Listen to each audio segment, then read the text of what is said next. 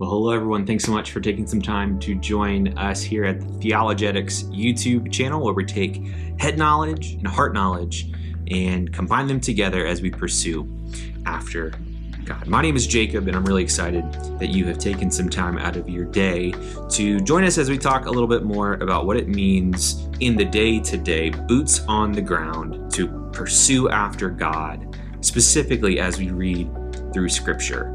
And if you have seen any of the other videos or read through the Substack, I'm super grateful. But if you haven't, this is not the first video that we've done. I would highly encourage you to check out the other videos talking our way through Scripture. And if you are anywhere remotely interested in receiving some additional supplementary content to videos like this, then we do have the Theologetics Substack. Whereas this is a little bit more on the, I would say, heart knowledge, the day-to-day things that we need and we should use to get by as we follow after God and try to figure out what it means to apply His Word. That's the day-to-day. But the Theologetics Substack is a collection of writings that I have conducted research on, compiled that information, and combined it for academic review and research requirements. So if you want something a little bit more on the head knowledge side in addition to this, then you can go to the first link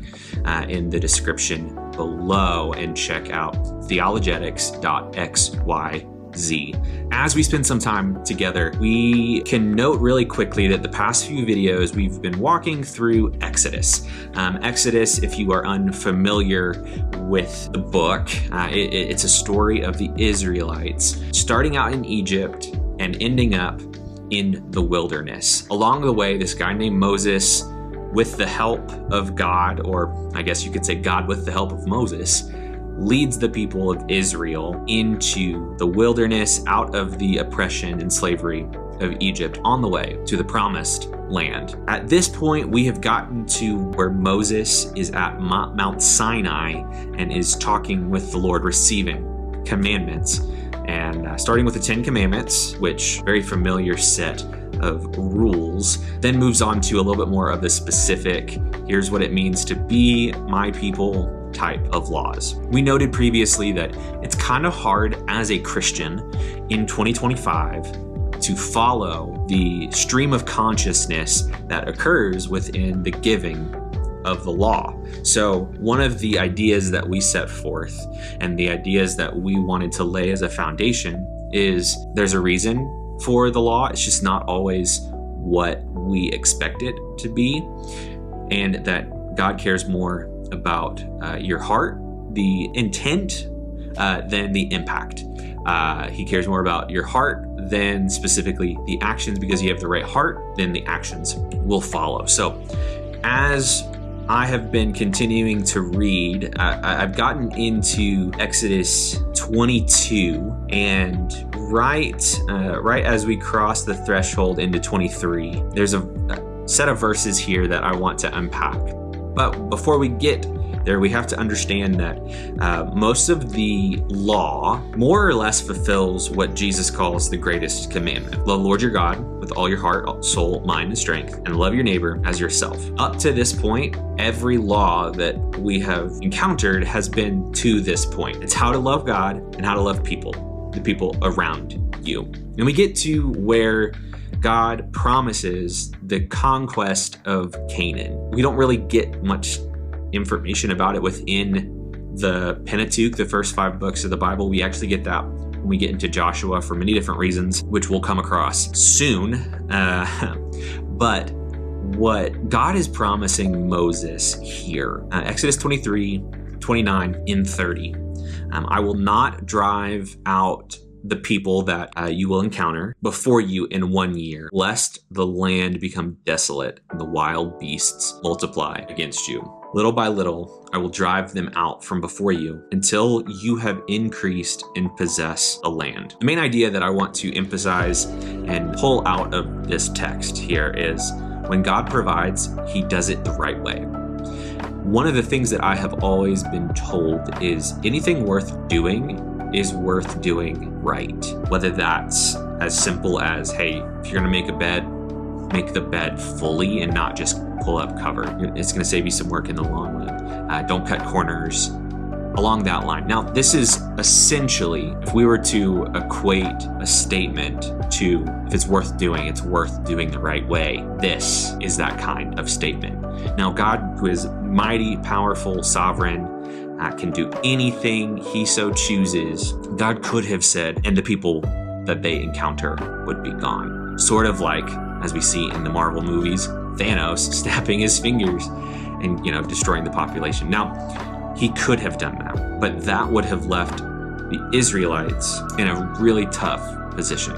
Yes, they would have had the land, but the people would have been gone, and they would have been, as it says here, lest the land become desolate and the wild beasts multiply against you. Little by little I will drive them out from before you until you have increased and possessed the land. Doing this right means having the right number of people from Israel and having the right conditions so that things can continue in the way that the Lord so wants them to. So I just want to encourage you in two different ways. If you're waiting on something from God, if you're waiting on him to provide in a situation that you may believe that you've heard him speak and say, I'm going to do this, and you're in that in-between period, God's doing it, but he's doing it the right way. And it's not necessarily in a way that we may expect. The Israelites here, they expected God to just perform a similar miracle by parting the seas, and in this case, parting the land so that then they can just inhabit it. But that wouldn't be beneficial, it wouldn't be helpful, it wouldn't be the right way, because it would just set them up for failure. Number two, in addition to if you're in a situation where you're waiting on God to provide and you are in that wilderness,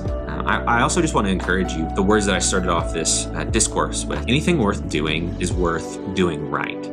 And I'm not saying that in a way that reflects a prosperity gospel. If you do X, Y, Z, or works-based gospel, if you do X, Y, Z, then God will provide and give you his blessing. No, I mean that God cares about our hearts, and he cares about integrity and doing things the right way. If he were just a God of happenings and results, this section wouldn't be in Scripture. Quite frankly, one could argue that Scripture would be no more than a couple pages, because God might have sent the remedy for sin with Adam and Eve, or even better yet, we might have just had a story of Adam and Eve and nothing else happening. So I just want to encourage you in those two things. When God works, it's in a specific way to make sure that you have the best outcome. As Romans 8:28 says, we know that God works all things together for our good and his glory. And also, this is a chance in this season for you to do things the right way. Even when nobody's watching, even when it feels like it doesn't make sense, don't cut corners, and the Lord will honor you. I hope this was an encouragement to you today. If you enjoyed this video, I would hope that you would drop a like down below. If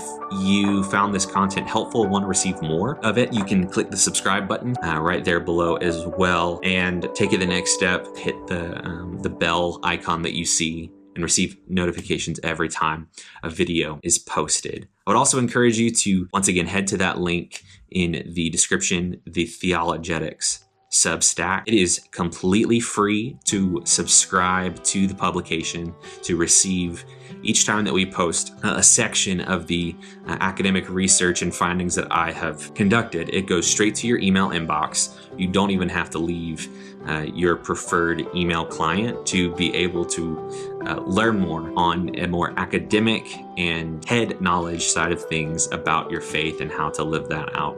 If you want to take it even a step further, you will have the option on the Theologetics Substack to become a paid subscriber. What that does, in addition to allowing you to receive those emails every single time a publication is posted, you will have access to the full white papers that were submitted and compiled for the specific topic.